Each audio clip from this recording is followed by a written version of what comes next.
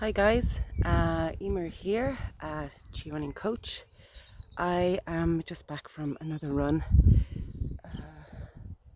So I was thinking today just to give a few tips on your arm swing. So did you know that your arms should really do 50% of the work, and that's on the level ground? And when you're going uphill, the arm should really take over and do about 70% of the work and just let the legs go. So you're not powering up the hill with your legs, you're actually letting the legs go and using your arms to almost pull you up the hill.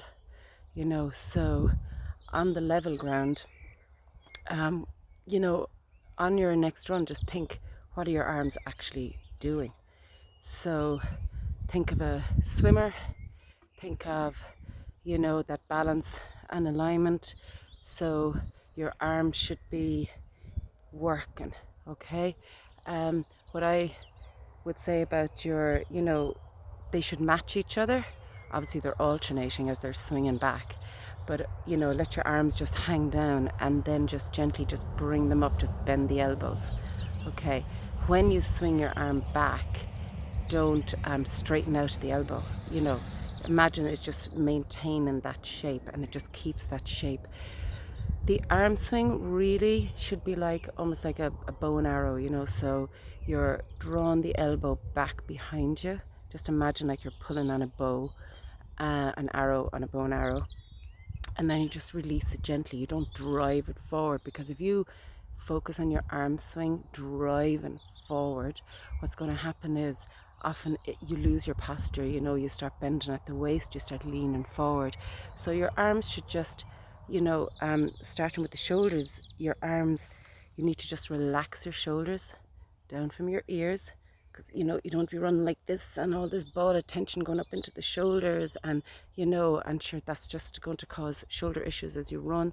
So it's all about softness, but uniformity as well.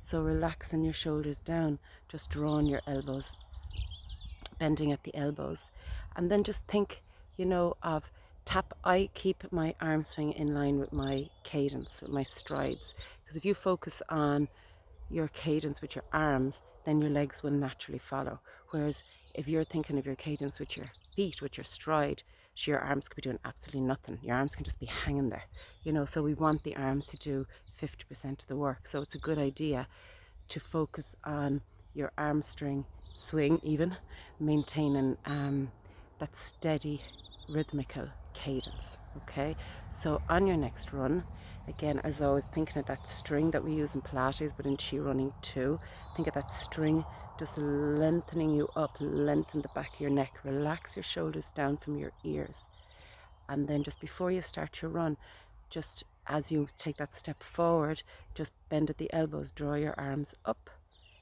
and then as you start your run, if your focus is on your arm swing, you should be matched, so both arms should be doing the same thing. Again, I bring back the visualization of a swimmer. One arm wouldn't be doing one thing and the other doing a different type of stroke. It's about matching and getting in sync and alignment. So think of your arm swing rather than reaching, driving your arms forward. Just imagine you're tapping your elbows, that little tap, tap, tap, tap, tap back behind you, and keep it in sync, and then let your feet match that. And that's when running becomes truly enjoyable, when everything is flowing and everything is in sync. So your arm swing is in sync with your stride, is in sync with your breath, and that nice postural alignment. Again, come back to that visualization of that dotted line going down through, that center rotational axis going down through your body, and just imagine the arms and the legs are just working around that axis, and you are balanced. Then, so when you're going uphill, then we want the arms to actually take over even more. So it's almost like an uppercut, like a boxer, just coming up, up, up like this. When I do my beginner programs, I tell the people who are starting running to, if they ever come on a hill, imagine as if there's an imaginary rope in each hand, and you're pulling on that rope, and it's lifting you up the hill. And actually just don't focus on the muscle power coming from the legs. Just allow the legs just to follow in that quick little cadence up the hill, you know. And it's amazing how it actually you don't get half the muscle soreness that you would get if you were using your legs to power yourself up the hill. You know, focus on the arm swing. It's driving you up, pull, strong arms. And again, keeping that synchronicity, you know, in your movement. Going downhill, then you have gravity. So going downhill, don't put the brakes on. Don't be heel striking. Sorry, just dropped my drink. Just let the hill carry you down. I mean, you don't run down then like Phoebe from Friends. You don't go crazy run down the hill, but you can allow the arms just to relax down. That's when you'd see in, you know, in races, that's when I would often just let my arms just hang, floppy arms, just shake them out to relax the shoulders down, and just let gravity, just your stride, just pick up your stride, pick up your heel as you're floating down the hill, so you don't really need the arms as much, you know. So a lot more I could say on arm swing. Trying to think any other pointers. I will just leave it at that. And you know, so next time you go out for your run, as I said, take that moment, align yourself.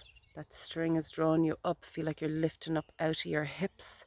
Don't bend at the waist when you're running. Just as you move forward, take that little step forward. Just draw your elbows, bend your elbows up, and just keep your arms in sync, and focus on the tapping the elbow back as opposed to reaching the arms forward, because as I said, you don't want to be bending at the waist. You know, keep your fingers relaxed, you know. So I have to lift my hands up here. So when, you know, when you run, I have an awful tendency still to pop that thumb up. I can give a thumbs up to everyone, which can run tension up the forearm, up into the shoulder. So just try to imagine you're holding a little butterfly in your hand and you don't want him to escape, so pop the hand over. Or imagine you're holding a crisp and you don't want to crunch it up.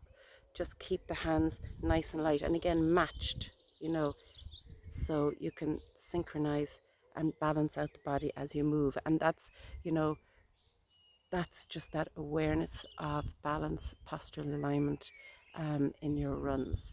Okay, so guys, that's it for today.